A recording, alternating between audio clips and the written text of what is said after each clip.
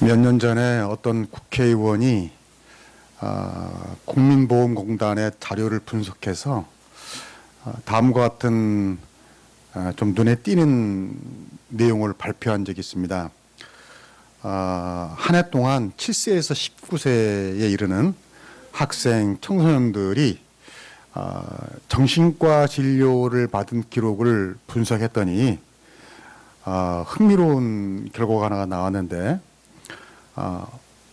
우리 대한민국 전국에서 어느 지역에 사는 아이들이 가장 많이 정신과 치료를 받았을까가 나왔어요. 상위 10곳을 제가 한번 읽어드릴게요. 가장 정신과 치료를 많이 받은 학생들이 사는 지역입니다. 성남 분당구, 수원 영통구, 서울 서초구, 경기 용인, 서울 송파구, 서울 노원구, 고양 일산구, 서울 강동구, 경기 과천시. 여러분 뭔가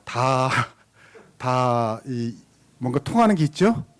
소위 가장 부촌이라고 불리는 그런 지역입니다.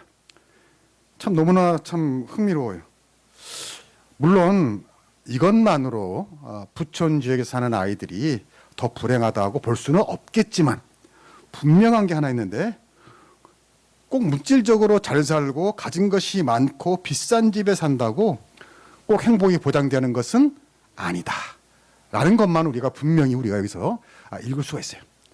그 좋은 데 사는 아이들이 가장 많이 또 정신과 치료를 받게 되더라. 이 기사를 읽고 제가 한 가지 이야기가 생각이 났습니다. 집이 굉장히 부유한 소녀가 있었어요.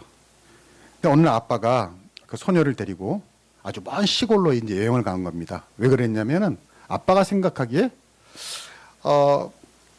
내가 돈을 많이 벌어가지고 우리 딸이 이렇게 부유하게 사는데 이 아이가 그걸 모르는 것 같아. 그래서 아주 그 찌글찌글한 시골집에 가서 여행을 며칠 하면 딸아이가 그 힘든 가난한 생활을 보고 야, 우리 아빠 덕에 내가 살고 있구나, 좋은 데 살고 있구나, 그걸 좀 느끼게 하려고 이제 가장 찌글찌글한 저 산골 농가에 이제 가서 며칠을 산 거예요. 그리고 이제 여행 끝난 다음에 돌아오는 길에 아빠가 이제 딸에게 물어봤습니다. 야, 여행 어땠냐? 그랬더니 딸이 그러는 거예요. 많은 걸 깨달았다는 거예요. 그래서 아빠가 그럼 그렇지 하고 이제 흐뭇한 미소로 소기의 목적을 달성했다고 이제 궁금하잖아요. 그래? 뭘 깨달았어? 좀 얘기해봐. 그랬더니 아이가 기다렸다는 듯이 이렇게 말하는 겁니다. 아빠, 우리 집 천장에는 값비싼 샹그레가 달려있는 데 비해 그 집은요, 지붕 위에 엄청난 별들이 달려있더라고요. 아빠, 우리 집 운동장에는 정원이 큰 게 있는데 그 집에는요, 끝도 없는 지평선이 다 정원이더라고요. 좀씩 이상해지죠? 아빠, 우리 집에는 수영장이 있는데 그 집 앞에는 끝도 안 보이는 큰 강이 흐르고 있더라고요. 아빠, 우리 집은 식품을 사다 먹어야 되는데 그 집은요, 그 마당이 다 식품이 넘치더라고요. 식물이 넘치더라고요. 아빠, 우리는 재산을 지키기 위해서 큰 철책을 둘러가지고 꼭 감옥에 사는 것 같은데 그 집은 문도 안 잠그고 살아요. 이웃이 다 서로 지켜줘요. 아빠, 많은 걸 깨달았어요. 아빠가 그냥 정신이 멍해져가지고 자기가 생각했던 답이 아니잖아요. 그러니까 정신이 멍해가지고 이렇게 혼미해 있는데 딸이 결정타를 날리는 거예요. 아빠 고마워요. 우리가 얼마나 가난하게 사는지 깨달았게 해줘서 고맙다고 이렇게 아빠한테 이야기했답니다. 이 아빠는 딸에게 이제 키오패를 당한 거죠. 아까 그 앞에 드린 이야기와 지금 이 이야기를 통해서 깨닫게 되는 게 뭡니까? 경제적으로 잘 살고 물질적으로 풍요하다고 해서 반드시 행복한 것은 아니다. 꼭 우리는 뭐가 있어야 행복할 거라고 생각을 해요. 우리 집에는 없고 저 집에는 있어. 우리도 저 집에 있는 게 있으면, 우리도 저기에 있으면, 우리가 뭐 수영장이 있고 뭐 정원이 있고 뭐가 있으면 행복할 거야. 그게 없기 때문에 우리는 불행해 라고 생각하지만 꼭 그렇지만은 않다. 성경은 말합니다. 우리가 처한 환경과 조건, 물질적이고 물리적인 세상에 지배를 받지 마라. 네가 살고 있는 어떤 눈에 보이는 것에 지배를 받지 마라. 그것이 너의 인생을 주장하기에 내놓지 마라. 그럼 어떻게 하라는 거예요? 오늘 15절 보겠습니다. 시작. 그리스도의 평강이 너의 마음을 주장하게 하라. 여기까지. 자, 뭐가? 그리스도의 평강이 너의 마음을 주장하게 해. 너의 눈에 보이는 어떤 세상적인 물질이, 돈이 너의 마음을 주장하게 내버려두지 말고 그리스도의 평강이, 그리스도의 평강이 내 마음을 주장하고 너를 지배하고 너를 사로잡도록 해라. 그렇지 않으면, 그 평강을 잃으면 아무것도 될 것이 없다. 그리고 이어서 또한 감사하는 자가 되라. 이렇게 오늘 성경이 말합니다. 성경이 감사라는 명령을 많이 합니다. 많이. 오늘 말씀에도 3절에도 나오고 15절에 나오고 16절, 17절 계속해서 감사가 나와. 그리고 우리 지난주에 설교했던 본문 시편 136편을 보면 26절이 내내 감사하라 감사하라 감사하라 계속해서 나와요. 사실 좀 우리가 삐딱하게 보면은 이해가 안 되는 면도 있어요. 아니, 명령이라는 게 뭐예요?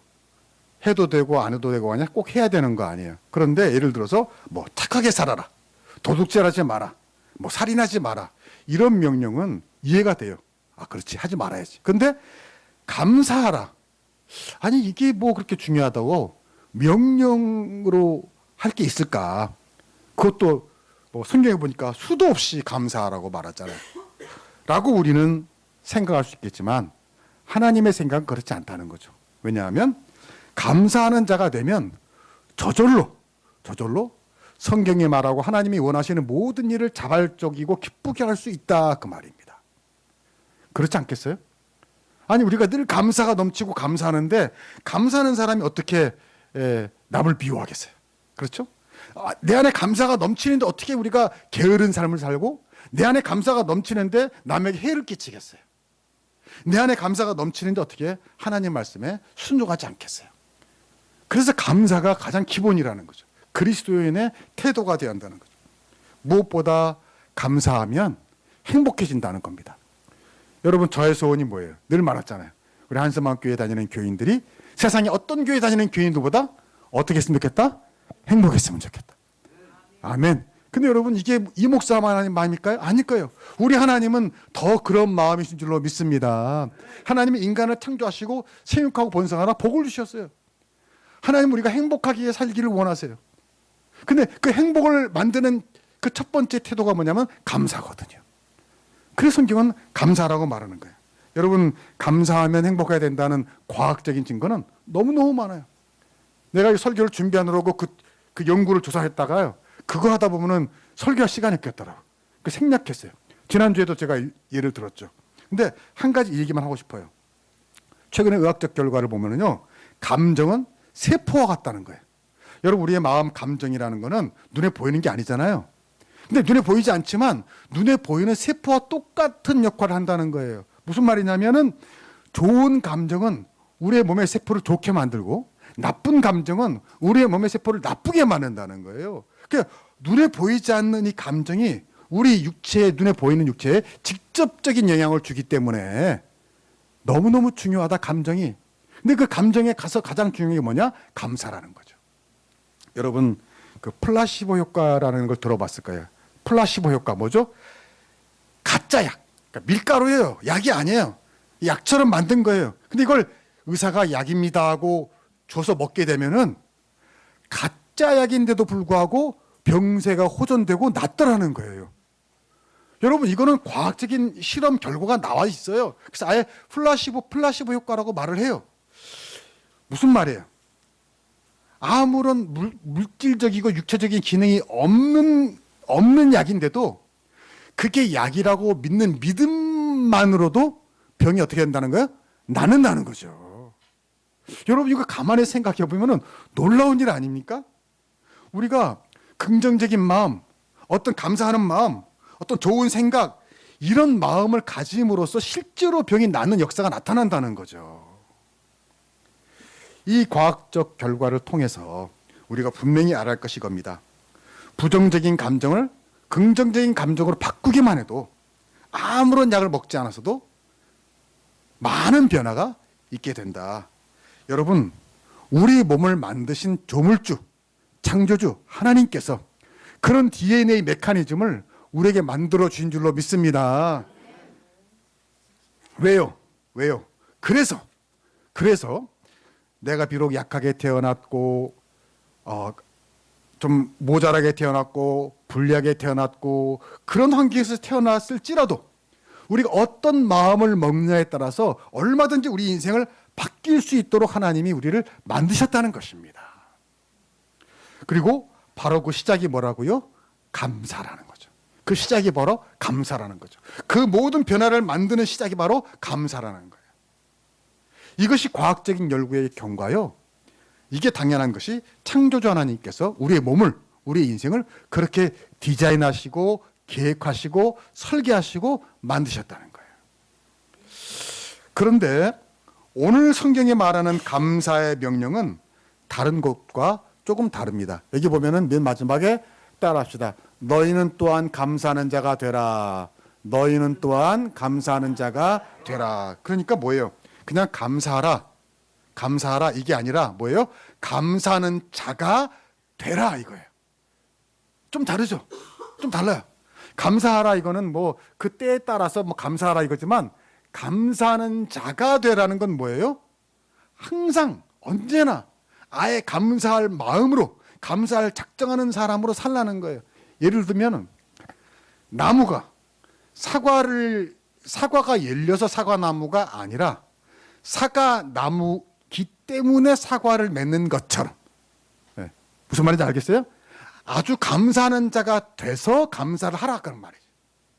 그러니까 아예 결심하라는 거예요. 주님, 나는 그냥 평생 감사하겠습니다. 작정하겠습니다. 라고 결단하라는 거예요. 비유하자면요, 일종의 체질을 개선하라는 거예요. 뭐를 개선하라? 체질을 개선하라. 여러분, 체질 개선이란 말 들어보셨잖아요. 그래서 약한 체질, 뭐 좀 이렇게 잘 병드는 체질은 체질 개선을 해서 좀 건강한 체질로 바꿔라. 말 들어보셨을 거예요. 마찬가지로 감사하는 사람이 되라 그러면 뭐냐면은 영적인 체질 개선을 하라는 거예요. 내가 옛날엔 좀 원망도 하고 짜증도 내고 툴툴거리고 그랬던 사람인데 예수를 믿고 나니 감사하는 말, 고맙다는 말, 또 긍정의 말이 많이 나오도록 체질을 개선하라는 거죠. 저를 한번 생각해 봤어요. 저도 좀 체질 개선이 됐어요. 네. 뭐가 되는지 잘 모르시겠지만 제가 사실은 어렸을 때부터 꼭 아침에는 뭘 먹어야 한다? 밥을 먹어야 한다는 사람이었거든요. 네. 네. 제가 어렸을 때 학교 다닐 때 아이들이 늦게 일어나잖아요. 그러면 뭐 아침에 시간이 별로 없잖아요. 눈 뜨자마자 세수하고 뭐 막 우당탕탕 학교를 가잖아요. 그래도 나는 꼭 뭘 먹었다? 밥을 먹었다. 어느 정도냐면 아침에 눈을 뜨자마자 엄마가 밥 차려주시면 그냥 그거를 그냥 먹었어요. 아니 생각해 보세요. 아침에 일어나자마자 밥을 먹으면 밥이 넘어가요? 넘어가더라고. 나는 넘어가더라고. 왜냐하면 늘 그렇게 먹어와서 그냥 아침에 누자마자 밥 주면 그냥 이렇게 뭐 한 그릇 뚝딱 먹고 그렇게 갔어요. 예. 결혼해서도 그랬고요. 그래서 그때만 해도 아침에 밥이 아니면 죽음을 달라. 예. 오해하지 마세요. 착각하지. 죽을 달라가 아니에요. 죽음을 달라. 이게 나의 이제 모토였는데 그래서 항상 밥을 먹었어요. 그리고 사실 아침에 빵을 먹으면 좀 간편하잖아요, 사실. 예. 근데 나는 빵을 먹으면 뭔가 목이 메이고 모가지가 메이는 것 같고 빵을 먹으면 그날 왠지 배가 아프고 설사를 하는 것 같고 그거 안 좋더라고. 그런데요, 체질도 바뀌더라는 거죠. 바뀌어요. 지금은요, 사실 새벽에 기도하러 나가서 다시 집에 안 가요. 그래서 교회에서 간단히 아침을 해결합니다. 뭐 두유, 뭐 삶은 계란, 과일, 뭐 이런 거 그냥 아침에 먹어요. 그러면 시간도 절약되고 많은 사람이 편해지잖아요. 요즘에는 또 하나 개발한 게 제가 옛날에는 바나나와 고구마를 먹었는데 요즘에 나오는 학설을 보니까 아침에 빈속에 오히려 안 좋대 그게. 바나나 고구마 안 좋다고 그러더라. 옛날에 언제도 좋다고 그러더니. 근데 요즘에 딱 보니까 감자가 좋대 감자가. 그래가지고 감자를 뭐 한 10,000원어치 시키면은요 뭐 한 몇 킬로 이렇게 오더라고요. 그럼 할 것도 없어. 감자 딱 그냥 그 물에다가 간단히 좀 씻어가지고 흩어가지고요 에어프라이어에다 일정 시간 놓으면은요 그냥 삶아져 나와요. 그거 한 2개 그냥 소금 찍어 먹든지 김이랑 먹든지 그러면 뭐 간단하고 너무 좋고. 놀라운 것은 그렇게 먹어보니 뉴스에 보니까 이게 바로 건강식이다. 여러분 여러분 이거 아세요? 재벌이나 우리나 사실 별거 없어요. 그 사람들도 감자 먹고요 건강 생각해서 고구마 까먹고요 다 비슷비슷해요. 예. 무슨 말입니까? 체질은 얼마든지 개선될 수 있다라는 거예요. 아침에 밥 안 먹어도 요즘에 너무나 속이 편하더라고. 무슨 말이에요? 영적으로도 그렇다는 거죠. 예수 믿고 구원받아서 우리 영적인 체질이 바뀌어야 되는데 얼마든지 그 구원의 은총으로 말미암아 우리 입술이, 우리의 말이, 우리의 생각이 변화될 줄로 믿습니다. 체질 개선돼야 하는 거는 육체뿐만 아니라 우리의 마음이라는 거죠. 마음이라는 거죠. 범사에 감사하는 마음, 항상 기뻐하고 고마워하는 마음, 바로 그것이 예수 믿는 사람이 나타날 체질 개선이라는 거예요. 여러분, 저 사람 교회 다니니 달라졌네. 그거 뭘로 할 수 있어요? 바로 감사해요. 쉽게 짜증내고 투툴거리고 불만하고 하던 사람이 감사가 많이 나오면 달라진 겁니다. 그러면 어떻게 해야 감사 체질로 개선될 수 있는가? 오늘 성경에 보니까 먼저 그리스도의 평강이 내 마음을 주장하게 하라 그럽니다. 이게 선순환이에요. 그리스도의 평강이 내 마음을 주장하게 되면은 어떻게 돼요? 감사하게 되고, 감사하면 그리스도의 평강이 내 마음을 주장하게 되고, 이 선순환을 주는 명령이에요. 그래서 다시 15절에 보니까 그리스도의 평강이 너의 마음을 주장하게 하라. 여기 두 가지를 봐요. 먼저 그리스도의 평강. 그리스도의 평강이라는 건 뭐예요? 그리스도 예수께서 누리시던 평강, 그분이 모범을 보여주시던 평강. 그건 뭐죠? 십자가에서 죽으신 평강이에요. 내가 누구를 압제하고 이기고 그래서 싸우고 막 그런 평강이 아니라 내가 져줌으로써 이기는 그리스도의 평강이라는 겁니다. 바로 그 평강이 우리의 마음을 어떻게 하라? 주장하게 하라. 주장하게 하라는 말은 원어에 보니까 심판의 의미가 있어요. 심판. 무슨 말이냐면 여러분이 무슨 말을 할 때, 어떤 행동을 할 때 내가 이 말을 하고 이 행동을 하면 내 마음의 평강이 사라질 것 같아. 그러면 하라는 거예요? 말라는 거예요? 말라는 거예요. 바로 그 얘기입니다. 그리스도의 평강이 심판관이 돼서 내가 어떤 행동을 하고 결단할 때 그것이 내 마음의 평강을 빼앗게 되게 한다면 그것을 할 필요가 없다. 하지 않는 것이 더 좋다. 그 얘기입니다. 예를 들어볼게요. 일종의 저의 작은 생활 간증인데요. 우리 교회 옆에 작은 골목이 있잖아요. 거기 마주보려는 집이 있어요. 처음에 우리가 여기 이사 와가지고 지금도 기억이 나요. 크리스마스 때쯤에 막 드럼 치는 우리 성도님도 오고 해가지고 막 아주 나도 기타도 막 크게 치고 막 찬양하고 쫙 하고 막 뜨겁게 막 은혜 풍성하게 그날 막 어떤 분 은혜 받았다고 너무 좋아하고 막 그렇게 예배를 드렸어요. 그날 다음 날인가 똑똑똑이 아니 사실 쿵쿵쿵 왔더니 그 옆집 분들이 와가지고 못 살겠다고 시끄럽다고 막 뭐라고 그러더라. 근데 가만히 생각하니까 아니 우리 집에서 우리가 좀 그리고 그 매일 하는 것도 아니고 어쩌다 일주일에 딱 1시간 그러는데 아니 1시간도 그렇게 못해? 라고 같이 욱하는 마음이 있었지만 내가 그렇게 하면 내 마음에 그리스도의 평강이 어떻게 될까요? 잃어버리게 되겠죠. 깨지게 되겠죠. 그래서 그래요? 미안합니다 라고 말했죠. 근데 거기서 끝나지 않았어요. 그 집에서 또 이렇게 보신 분이 다 아시잖아요. 길에 장애물을 세워놨어요. 그리고 저쪽에는 큰 돌 2개를 세워놨어요. 아마 자기 집을 보호하려고 그런 것 같은데 문제는 그 집 차는 가장 작은 차예요. 그러니까 나가고 오가는데 아무런 불편이 없어요. 우리 교회는 승합차잖아요. 그러니까 이게 조금만 방심하면요 쿵 찍고 부딪히고 깨지고 그렇게 해요. 나 같은 베테랑이 아니면 내가 뭐 이런 얘기를 하려고 하는 거 아닌데 운전 베테랑이 아니면 할 수 없는 아주 좁은 공간이에요. 근데 나 같은 사람도 살다 보면 바쁠 때가 있잖아요. 빨리 나갈 때 있잖아요. 예, 그러다가 막 하다 보면 또 쿵! 그러면 막 마음에 분노가 막 화가 나는 거예요. 어? 아니, 왜 길에다가 이렇게 이걸 해가지고 남의 차를 막 이렇게 찌그러뜨리고 하려다가도 그렇게 하면 그리스도의 평강이 어떻게 사라지는 거죠. 그냥 참았어요. 참고 뭐라고 안 하고 그냥 그 할아버지 보면 인사하고. 근데 그런 일이 또 그것만이 아니에요. 또 건너편에 이렇게 사는 어떤 친구도 한번 또 주차로 시비가 붙었어요. 무슨 얘기를 하는데 내 상식과 이런 걸 볼 때는 너무 황당한 얘기야. 말이 안 되는 얘기야. 그때도 내가 좀 말싸움을 할까 하다가 에이, 관두자. 그렇게 하면 뭘 잃어요? 그리스도의 평강을 잃게 되니까. 근데요, 놀라운 일이 뭔 줄 알아요? 최근에 그 두 분이 다 바람과 함께 사라지다. 그 건너편에 살던 친구는요, 뭐 출가인에 나갔는지 그 딴 데로 이사를 가버려. 없었어요. 나갔어요. 그래서 이제 그 차를 주차하지 않고요. 그 옆집도 할아버지가 이사를 가버렸어요. 그래서 그 뭐 땅에 박힌 돌을 할 수 없지만 그 큰 돌을 저쪽으로 치워가지고 아, 요즘엔 얼마나 수월한지 몰라요. 그 마음에 감사함이 들더라고. 아, 하나님, 내가 그리스도의 평강을 잃지 않으려고 참고 견뎠더니 하나님이 드디어 교통정리를 해주셨군요.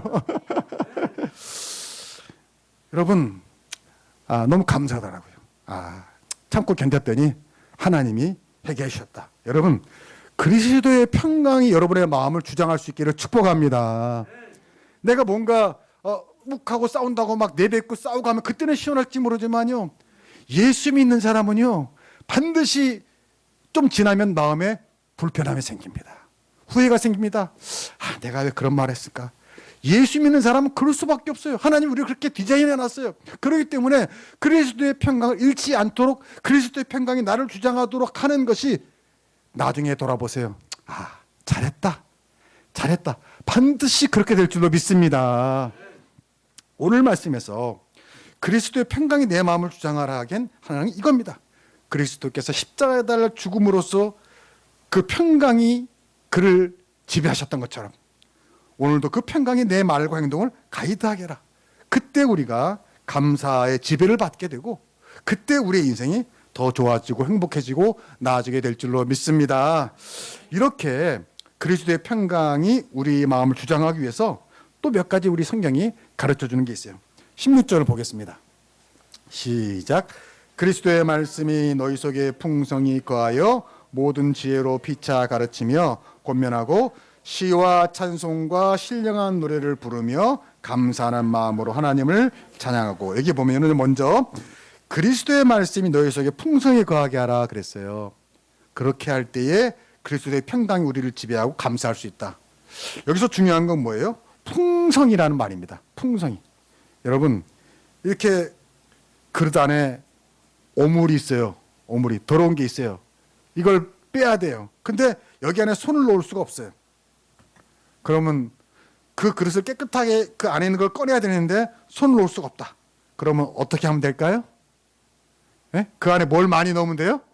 그렇죠.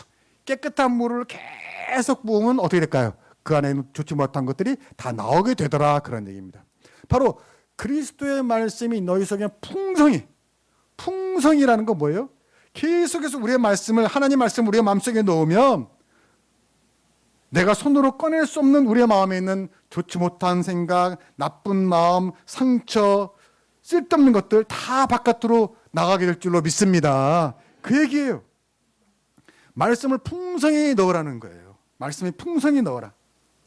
그러면 자연히 우리의 마음에 평강을 잃게 했던 어떤 감사하지 못하겠던 근심, 걱정, 불안, 미운 욕심 이런 것들이 저절로 나가게 했다는 거예요. 여러분 왜 안 그러겠어요? 능력의 말씀, 하나님 말씀이 그 능력과 치유와 소망과 위로의 말씀이 내 마음에 들어갔는데 어떻게 내 마음에 있는 좋지 못한 것들이 감히 거기 있겠냔 말이에요. 다 나가게 될 줄로 믿습니다. 7길로 도망갈 거예요. 그래서 그리스도의 평강이 내 마음을 지키게 된다는 거예요. 그래서 여러분 중요한 것은 여기 풍성이에요. 네? 풍성이. 하나님 말씀을 어쩌다 들어서는 안 되고요.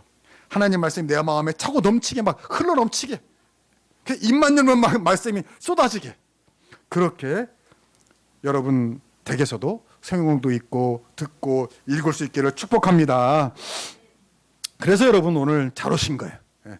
적어도 일주일에 한 번이라도 교회 나와서 하나님 말씀을 들어서 여러분 마음속에 하나님 말씀의 풍성이 거할 수 있도록 할 수 있기를 축복합니다.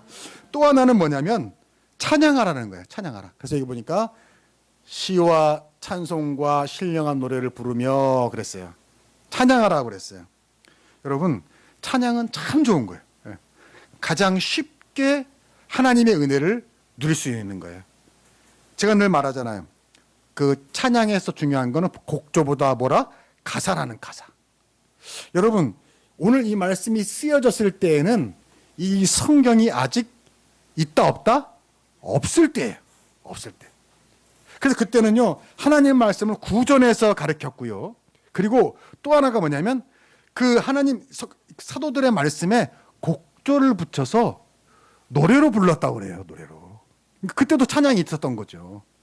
그러니까 제가 늘 강조하는 게 바로 가사라는 거예요. 그래서 여러분 찬양할 때 아무 생각 없이 듣거나 부르지 마시고 꼭 가사를 묵상하고 그 가사가 기도가 되어서 그 가사가 이루어지기를 바라는 믿음으로 부를 수 있기를 축복합니다. 오늘 말씀에서 핵심이 뭐냐면 여기 시와 찬송과 신령한 노래를 어떻게 하라 그랬어요? 안 들려. 어떻게 하라? 부르라 그랬어요. 부르라. 들으라? 아니야. 부르라 그랬어요. 여러분 찬양을 듣는 것도 참 좋아요. 물론 좋아요. 예전에 제가 청년부 가르쳤을 때 그 청년 하나는 꼭 자기 전에 이렇게 그때는 무슨 마이마이 같은 그 카스테프였지. 꼭 찬양을 듣고 잔다는 거예요. 왜냐 그랬더니 찬양을 이렇게 듣고 있으면은 저절로 잠이 오더라는 거예요. 저절로. 그래서 자기는 꼭 찬양을 듣고 자는데 그것도 참 좋은 거예요. 찬양을 들으면 마음이 편해져요. 근데 오늘 성경 뭐라고 말하냐면 신령한 노래 어떻게 하라? 부르라. 해서 무슨 말이에요? 듣는 것도 좋지만 부르면 더 좋다 하는 거예요. 부르면. 왜? 제가 그때 말했잖아요. 소리가 소리를 지운다고 그랬어요. 좋은 소리가 나쁜 소리를 쫓아낸다고 그랬어요. 그래서 우리가 그 좋은 가사인 찬양 가사인 말씀의 가사인 찬양을 부르면 소리를 내면 그 찬양의 가사가 나쁜 것들을 쫓아낸다는 거죠. 그래서 부른다는 거예요. 부르라는 거예요. 여러분 늘 여러분의 입에서 때로 찬양이 흘러넘치기를 축복합니다. 집에서도 그냥 뭐 설거지하지 마시고요. 좀 찬송을 하면서 하세요. 그러니까 막 하다 보면은 옆에 사람이 또 자식이나 남편이나 또 누가 듣다가 어떻게 돼요? 참 노래 잘하네. 그럴 거 아니에요. 아닌가? 아니 그 찬송가 가사가 듣기 좋아요. 분명히 옆에 듣다가 마음에 감동이 있을 거예요. 감동이 있어요. 찬송가 가사는 감동이 있어요. 그래서 여러분 항상 응얼응얼 물론 그 요즘에 유행하는 트로트도 좋아요. 안 부르라는 거 아니에요. 들으세요. 좋아요. 그것도 좋아요. 그러나 찬송가도 이렇게 부르면서 하면은요 너무너무 좋아요. 저도요 가끔 옛날부터 교회에서 답답할 때 또 예전에 교회는 그 지하가 있었어요. 그리고 이제 지하에서 이렇게 2층 올라오면은요 그 통로가 무슨 동굴처럼 돼가지고 울려요. 그럼 화장실 갔다가 올라올 때 찬양하는 거예요. 내가 주께로 지금 가오 이렇게 하면은요 너무 마음이 시원한 거예요. 이렇게 좀 답답할 때 딱 찬양을 하면요 마음이 뻥 뚫린 것 같은 은혜가 있더라고요. 근데 내가 이걸 가만히 생각해 보니까 이게 우리 어머니한테 흐르는 DNA 같아. 아는 분은 알아요. 우리 어머니가 그렇게 우렁차게 아주 우렁차게 노래하는데 보는 사람이 시원하더라고요. 근데 여러분도 잘하고 못하고를 떠나서 신령한 노래를 들으라가 아니라 부르며 그랬어요. 부르며. 못 불러도 괜찮아요. 부르세요. 부르면 반드시 하나님의 은혜가 거기 임하게 될 줄로 믿습니다. 여러분 여러분 공 있죠? 운동할 때 하는 무슨 야구공, 축구공, 무슨 배구공 이런 공들 있잖아요. 공들이 어느 날 모여서 신세 한탄 배틀을 했대요. 무슨 배틀? 신세 한탄 배틀. 우리도 가끔 그런 거 있잖아요. 왜? 저도 옛날에 그랬는데 군대 갔다 오면은 서로 무슨 얘기해요? 누가 더 군대에 가서 고생했나? 뭐 이런 거 하거든요. 공들이 그런 배틀을 했대. 그래가지고요. 배구공이 먼저 말을 꺼냈대요. 야, 나는 무슨 잘못을 했길래 허구한 날 따귀를 맞냐? 그렇잖아요. 배구공은 이 손바닥으로 맞는 거 아니야? 나는 그 김연경 같은 선수요. 붕 떠가지고 이렇게 스파할 때 보면 무섭더라고. 좀 무서워. 야, 저거 한 대 맞으면 어떻게 될까? 막 이렇게 저 사람과 결혼하는 남편은 늘 조심해야 되겠다. 막 이런 생각이 드는데 배구공이 그랬대요. 나는 무슨 잘못이 자꾸 날 따귀를 맞냐? 그랬더니요. 축구공이 뭐라고 말하는 줄 아세요? 야, 그래도 넌 손으로 봤지. 한번 발로 채워봐. 그거 기분 나쁘다. 진짜 그렇잖아요. 손으로 맞는 걸 때 발로 이렇게 툭툭 치면 그 기분 나쁘거든요. 그랬더니요. 눈치를 보던 탁구공이 그러더랍니다. 야, 너희는 나보다 너희는 그래도 손이나 발로 맞지. 나는 도구로 맞아, 도구로. 무슨 밥주걱 같은 걸로 위에서 때리고 아래로 때리고 옆으로 때리고. 야, 죽겠어. 그랬더니요. 옆에 있던 야구공이 한마디 하더랍니다. 야, 나는 몽둥이로 맞아, 몽둥이로. 그렇잖아요. 야구. 탁구공은 탁구채로 맞지만 야구공은 몽둥이로 맞잖아요. 그리고 어떨 때는 실밥도 터져 나는. 야구공은 실밥이 있거든요. 근데요, 그 모든 공들의 얘기를 잠잠히 듣고 있던 골프공. 무슨 얘기인지 아시겠죠? 골프공이 한마디 하더랍니다. 야, 너네들 쇠몽둥이로 맞아봤어? 안 맞아봤으면 말을 하지 마. 그거 엄청. 근데 저는 이 얘기를 읽다가요 웃지 못했어요. 왜냐하면 제가 포병 생활했잖아요. 저는 진짜 쇠몽둥이로 맞았거든요. 이 포병은 자키뽕이 있거든요. 자키 때문에 쇠몽둥이에요. 그걸로 맞으면요 겉에는 표시가 하나도 안 나요. 속이 그래요, 속이. 예. 갑자기 우울하게 해서 미안한데 골프공이 그랬다는 거죠. 야, 너희들 옆에 다 닥쳐. 쇠몽둥이로 맞아봤지 않았으면 말을 하지 말했다는 거야. 그 말 듣고 다들 입을 딱 닫고 고개를 끄덕거리답니다. 야, 그래. 나는 그래도 쇠몽둥이로 맞진 않지. 하면서 다들. 여러분, 무슨 얘기죠? 살다 보면요. 사람들이 저마다 자기가 힘들다고 아우성이에요. 그렇지 않아요? 자기가 가장 힘들대요. 내가 가장 죽겠대요. 서로. 내가 죽겠어. 우리 남편이, 우리 아내가, 우리 자식이 서로 가장 자기가 힘들대. 아빠가 직장에서 힘들다 그러면 나도 공부가 전마다 집에 야. 근데요. 뉴스를 보세요. 나보다 힘든 사람 참 많아요. 여러분 세상에 보세요. 우크라이나 그거 얼마나 지금 힘듭니까? 아프리카 보세요. 예수 믿는 것 때문에 손목이 잘려요. 나보다 힘든 사람 너무너무 많아요. 여러분 누가 아파서 한번 병원에 문병 갔습니까? 아픈 사람 얼마나 이렇게 많은지. 여러분 세상에서 제일 못난 인간이 신세한탄하는 사람이에요. 잘 생각해 보세요. 세상에서 제일 못난 인간 누구라고요? 신세한탄하는 사람이 제일 못난 사람입니다. 그러면 세상에서 제일 멋진 사람은 누군지 알아세요? 감사 찬송하는 사람인 줄로 믿습니다. 신세한탄하지 마세요. 스스로 불행을 자초하는 어리석은 생각입니다. 신세한탄하지 마시고 감사 찬송할 수 있기를 축복합니다. 그럴 때 모든 게 좋아지는 거예요. 여러분 신세한탄한다고 좋아집니까? 행복해집니까? 더 불행해져요. 더 우울해져요. 더 땅 끝까지 내려가는 것 같다고요. 그래서 오늘 성경은 말하는 겁니다. 감사하라, 찬양하라. 그러면은요 나만 좋아지는 게 아닙니다. 내 가정도 좋아지고 일터도 좋아지고요. 무엇보다 오늘 말씀처럼 나의 감사를 통해서 예수님의 이름이 영광받을 줄로 믿습니다. 하나님이 영광받게 되는 거예요. 그래서 여러분 그것이 바로 그리스도인의 삶이다. 우리가 이제 2023년도 하반기를 맞는데 살다 보면 또 뭐 힘든 거 어려운 일 왜 없겠어요. 올 겁니다. 그러나 그럼에도 불구하고 오늘 말씀처럼 감사하는 자가 되라. 그리스도의 평강이 너를 주장하게 해라. 이 말씀이 여러분에게 이루어져서 언제 어디서나 신세한탄하는 그런 어리석은 사람이 되지 마시고 감사할 수 있고 격려할 수 있고 응원할 수 있고 난 괜찮아. 너 어떠니? 라고 말할 수 있는 그런 멋진 사람 되길 주의 이름으로 축복합니다. 기도합시다.